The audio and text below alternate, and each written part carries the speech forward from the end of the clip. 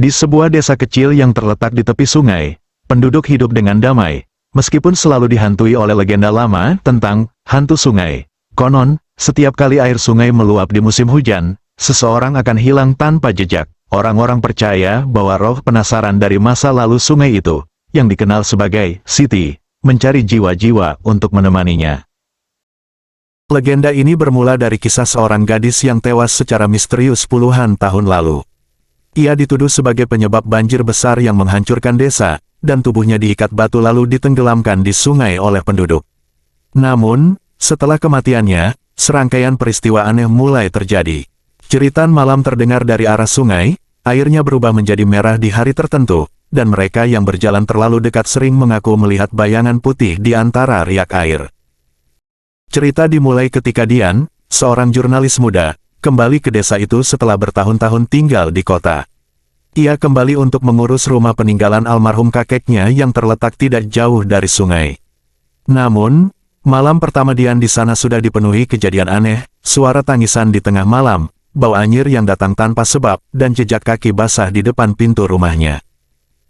Dian, yang awalnya skeptis, mulai menggali kisah tentang hantu sungai. Ia menemukan jurnal tua milik kakeknya yang berisi catatan rinci tentang peristiwa-peristiwa aneh di desa itu. Dalam jurnal tersebut, kakeknya menulis bahwa ia menemukan petunjuk penting tentang siapa sebenarnya Siti, dan mengapa ia menghantui sungai. Namun, sebelum sempat mengungkap kebenaran, kakek Dian meninggal secara mendadak.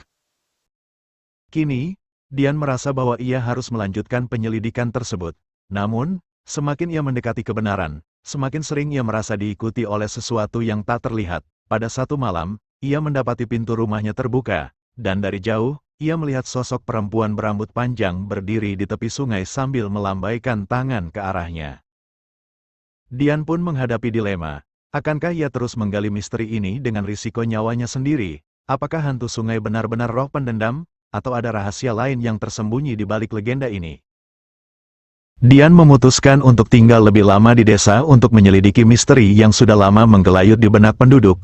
Sebagai seorang jurnalis, rasa penasarannya mengalahkan rasa takut. Ia merasa ada yang tidak beres dengan legenda hantu sungai dan percaya bahwa jurnal kakeknya mungkin memegang kunci untuk membuka misteri ini. Di tengah malam yang sunyi, Dian membuka lemari kayu tua di kamar mendiang kakeknya. Di sana, ia menemukan sebuah jurnal dengan sampul lusuh dan kertas yang mulai rapuh. Membaca catatan itu, Dian menemukan fakta mengejutkan. Siti, sosok yang dianggap sebagai hantu sungai, bukanlah seorang gadis jahat yang menyebabkan banjir seperti yang diceritakan oleh penduduk desa selama ini. Siti adalah seorang yatim piatu yang diasuh oleh seorang wanita tua miskin. Ia dikenal pendiam dan jarang bergaul dengan penduduk desa. Namun, dalam jurnal itu tertulis bahwa Siti sering diperlakukan dengan kasar oleh beberapa warga desa, terutama oleh seorang pria berpengaruh bernama Pak Karim. Pak Karim adalah kepala desa kala itu, yang memiliki reputasi buruk meski berusaha menyembunyikannya dengan jabatan dan kekayaannya.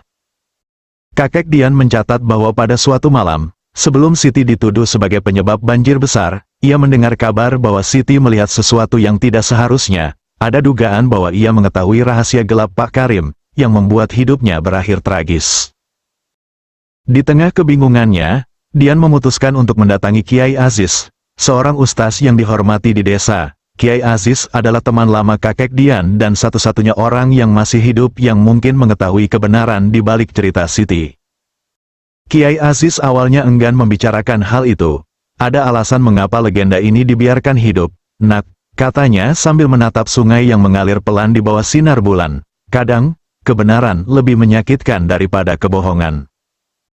Namun, setelah melihat kesungguhan Dian, Kiai Aziz akhirnya bercerita. Ia mengungkapkan bahwa Siti memang menjadi korban ketidakadilan. Ia dituduh mempraktikkan ilmu hitam karena sering terlihat duduk di tepi sungai sambil berbicara sendiri. Padahal ia hanya merenungi hidupnya yang penuh kesedihan. Ketika banjir besar terjadi, warga desa yang panik membutuhkan kambing hitam, dan Siti menjadi target mereka. Sungai itu menjadi saksi bisu kebiadaban kita, ujar Kiai Aziz dengan nada penuh penyesalan. Dan selama dosa ini tidak ditebus, sungai itu tidak akan pernah tenang. Dian melanjutkan penyelidikannya. Ia menemukan bahwa tidak semua penduduk desa percaya pada cerita tentang Siti. Beberapa dari mereka menyimpan rahasia kelam. termasuk keturunan Pak Karim yang kini masih tinggal di desa. Dian mencoba menggali lebih jauh dan menemukan bahwa pada malam Siti dibunuh, sebenarnya ada saksi mata lain, seorang perempuan tua bernama Maknur, yang kini hidup terasing di gubuk kecil di pinggir hutan. Maknur mengungkapkan bahwa ia melihat Siti dipaksa mengaku sebagai penyebab banjir oleh Pak Karim dan beberapa orang kepercayaannya. Mereka bahkan menggunakan kekerasan agar Siti tidak mengungkapkan rahasia mereka. Ia mati dengan mata penuh dendam, Nak, kata Maknur. Dian menyadari bahwa kebenaran ini harus diungkap, meskipun itu berarti ia harus menghadapi keturunan Pak Karim yang kini menjadi kepala desa. Namun, saat ia berusaha mengumpulkan bukti, teror dari hantu sungai semakin nyata. Suara tangisan di malam hari semakin dekat, dan jejak kaki basah sering muncul di lantai rumahnya, bahkan ketika ia tidak berada di dekat sungai. Pada suatu malam, Dian bermimpi bertemu dengan Siti. Dalam mimpi itu, Siti menangis dan memohon agar kebenaran diungkap. "Aku hanya ingin mereka tahu aku tidak bersalah," kata Siti dengan suara lirih. Dengan dukungan Kiai Aziz, Dian akhirnya memutuskan untuk mengadakan pertemuan dengan penduduk desa. Ia membacakan isi jurnal kakeknya dan kesaksian Maknur. Meski banyak yang tidak percaya, fakta-fakta ini membuat keturunan Pak Karim merasa terpojok. Di saat itulah, sesuatu yang tak terduga terjadi. Sungai yang tenang tiba-tiba meluap, dan di antara riaknya, bayangan seorang perempuan berambut panjang muncul, seolah mengawasi dari kejauhan.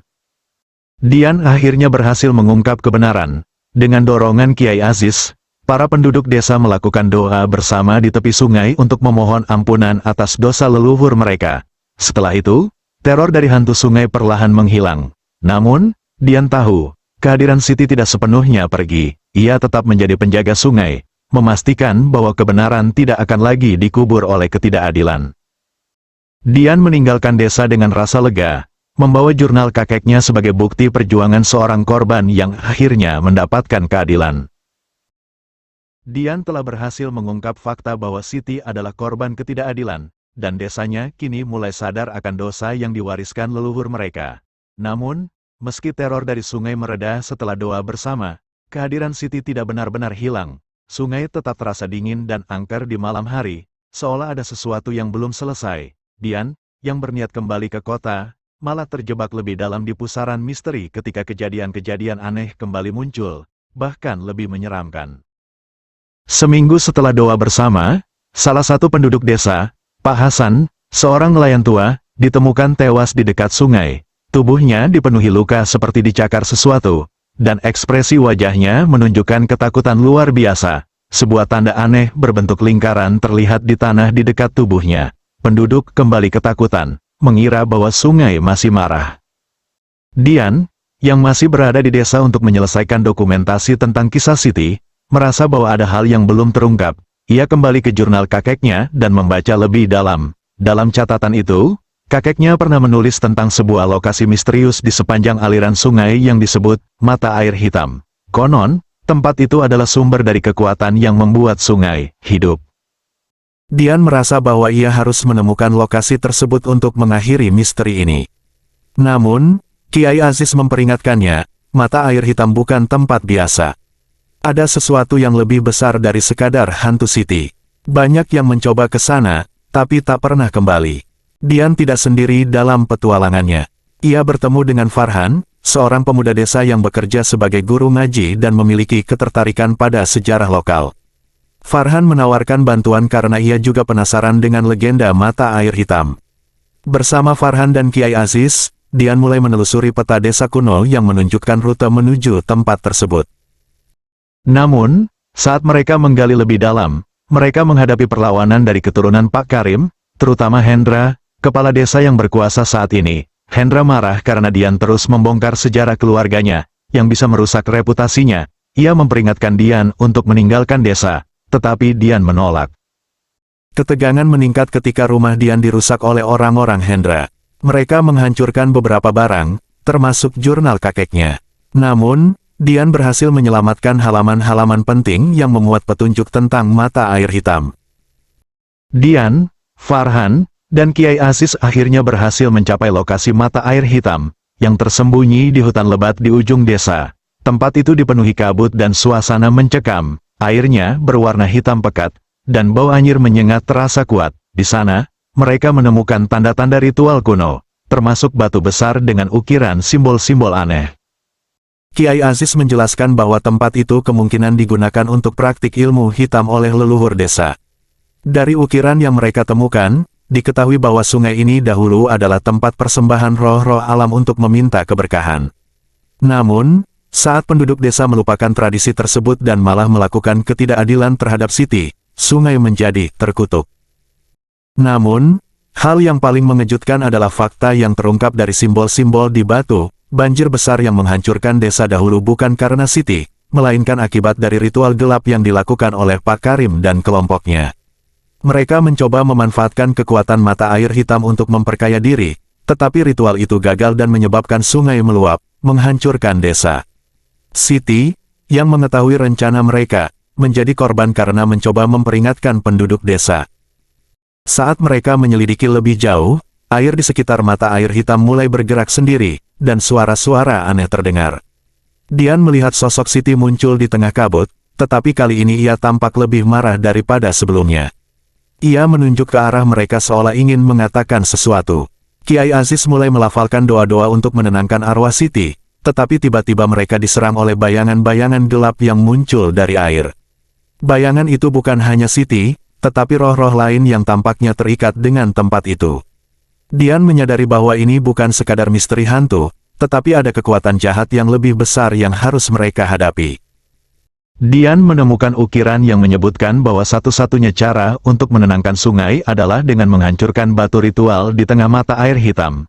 Bersama Farhan, ia berusaha menghancurkan batu tersebut meskipun bayangan gelap terus menyerang mereka. Setelah perjuangan berat, mereka berhasil memecahkan batu itu. Saat batu hancur, mata air hitam mulai mengering, dan bayangan-bayangan gelap menghilang. Sosok Siti pun perlahan memudar, tetapi sebelum pergi, ia tersenyum pada Dian seolah berterima kasih.